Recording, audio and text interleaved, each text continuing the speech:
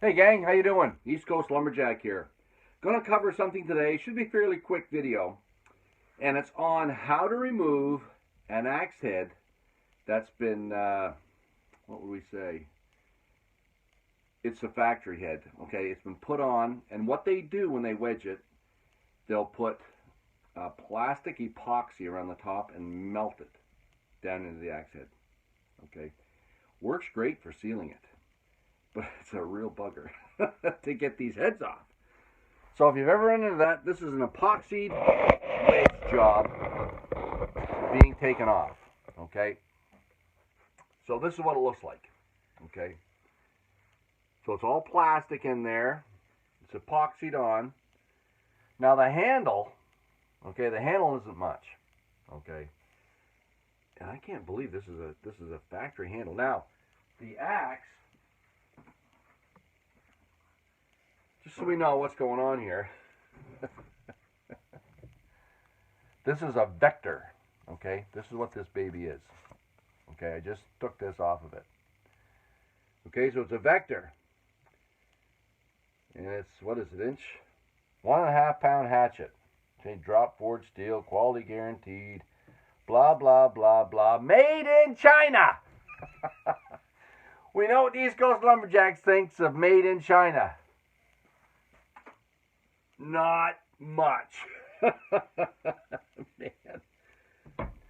Get your gear local. Get it local. Man, and you know what? I've harped about this before, and I'm going to harp about it again. Okay? Next time you go out, I don't care what you're looking for. Okay? Dishcloths, underwear, hatchets, whatever. Whatever you go to buy in the next 2 weeks, check out where it's made. Okay? If you want to understand why we're in the pickle we are in North America, check out where all this stuff is made. Okay? Here's some stuff hanging on my bench. Well, now what's this stuff here? Okay, here's a moisture meter. Okay, let's just check this out. Moisture meter. Great rig. What's it say here? Imported. Okay, imported by Chestnut Tools. Made in China. Okay, it's a flipping moisture meter. Oh, here's the markers I use to mark up on my stuff. Okay, what's this say here? Newell brands. Imported by Newell Rubbermaid Office, Canada. Where does it say here? Oh, assembled in the USA. North American. I love it. Okay, it doesn't say where all the little pieces are made, but it was assembled in the USA. Okay, good job. Now, what's this here? This is just a plastic. I just grabbed this because it's on my bench here. Plastic drop sheet. Okay, let's check this out. What's this say? Blah, blah, blah, blah. Does it say? Manufactured for Bennett, Ontario.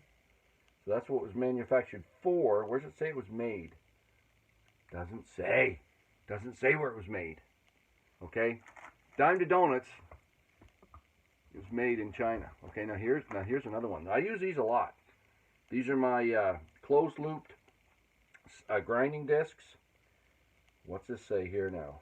Says what it is, Mastercraft, blah, blah, blah. Oh, on the back here. Look at that. Made in, guess where? China. Okay, this is everyday stuff that we use here on our bench. Made in China. Wood filler, Elmer's wood filler. What's this say on it? Okay, Elmer's wood filler. Distributed by Elmer's Products in Toronto, Ontario. Made in the USA. Right on, Rod. But I'm telling you, in the next week, every time you go out, if you buy something the next week, look at where it's made. Okay? Because all this stuff is made in China. Think about this. If it's all made in China, where's the money going? Okay? We're not buying anything that's made local. The local guys and the North American companies, we're supporting it all in China. Anyhow, enough of a rant for today.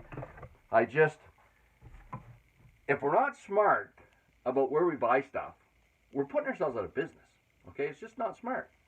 It's just not smart. So, if we're gonna fix it, if we're gonna take this out, okay, so what we're gonna do. Okay, now my dad got me this. It's an old Black & Decker, okay, drill. I've got some nice stuff outside. Okay, in my garage in my other shop I have some Milwaukees. But in here, I've got this little Black & Decker. My mom and dad gave it to me for Christmas years ago. And it's good. It's nice and handy. Charges up. Actually, the lithium-ion battery, and it lasts forever. So I'm just going to use this drill, and I'm going to drill some holes in the top of my axe. Okay? And because the handle is pathetic, I don't care about saving the handle. So, I'm just going to do some drilling. And look how much... Okay, so I'm down there 2 inches right now. 2 inches. Now, maybe 1.5 inches. Still black coming out. I haven't hit wood yet. Okay, let's start to do it the front. See all the black? Still all black. Okay, so all that black means one thing. It means it's all plastic at the top, which means there's not much wood in this eye. Okay? There. I finally hit wood. There's wood coming out now. Okay? Wood coming out now. If I hold on to this and pull it up. And that's how far in we are. Okay, so that is about 1.5 inches, 1.25 inches, and it's not even 2 inches through this thing, and it's all plastic.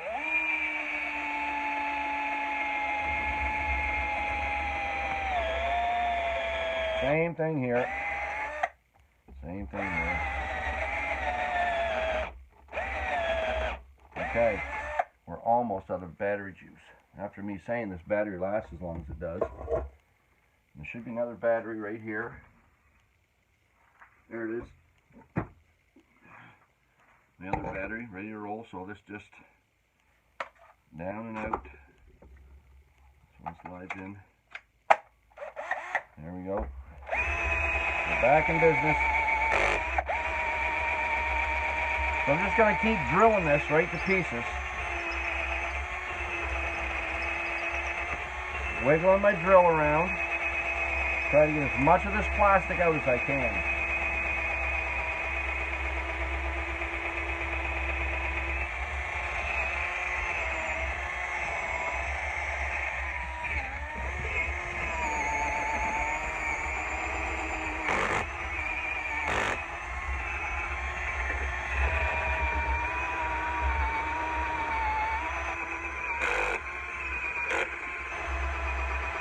Wiggling it around.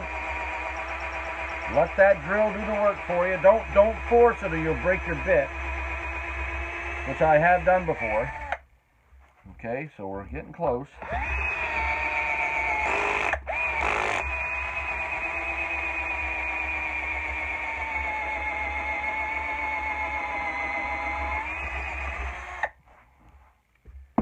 Okay, let's take a look here. Take a look and see where we're at. So, tap that out. So, we've got a big gaping hole in here, okay? The strange thing was, there wasn't a whole lot, most of the top of this eye is plastic. And I'm not sure if that'll come out yet. I don't think that will.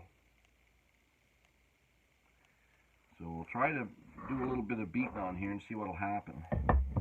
So put it in my vise, put it on the jaws of my vise, and then I'm going to take my trusty railway nail and see if I can pop some of this stuff off.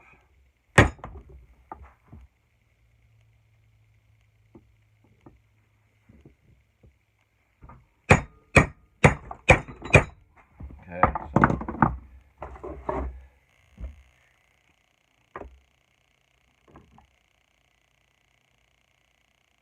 so it's not coming that well. So if it's not coming that well, I'm going to cut it off here and try to pound it out from the other direction.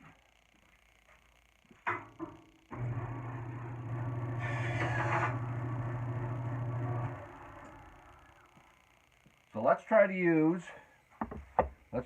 the other part of our wood and eye to our advantage. Okay? So she's busted. There we go. So see what that's done now? Okay, it's popped it out a little bit. So it's starting to move it for us.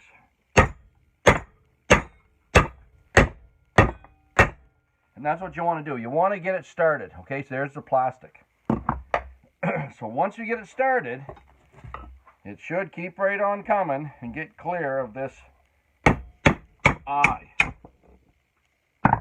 Now, that's what we have. Okay, so a couple things.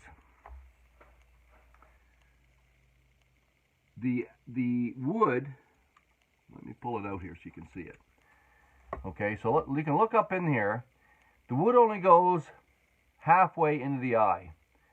And then this plastic is both filling up the middle, and it also has come down and filled up the outside. So it's a slick little way of keeping that on there and keeping your axe handle dry and keeping it tight. But it's a real pain in the butt to get out. So that's removing it. Okay, it came out pretty slick. Little piece there at the front yet that I'll poke out that little piece with the wood there. But these epoxied handles, as cheesy as they are, okay, so there it's out now the whole way. And now I can hang this axe. Let's see how not a bad ring. So the steel over there is not half bad. I hate to admit it, but it's not half bad. But anyways, when you have that plastic, drill it out as much as you can at the top. Cut your handle off and then poke it through from the bottom. That'll get the whole thing out, because as you saw, it wasn't going to come out from the top. So that's removal of a epoxied axe. Okay, they're usually cheapies. Canadian Tire or your local hardware store bomb. Drill them out the top, cut off the handle, pop it through from the other side, because it's put on this way. Chances are your handle's not worth it anyhow. Okay, so that's how they remove it from the old East Coast Lumberjack. See you next time.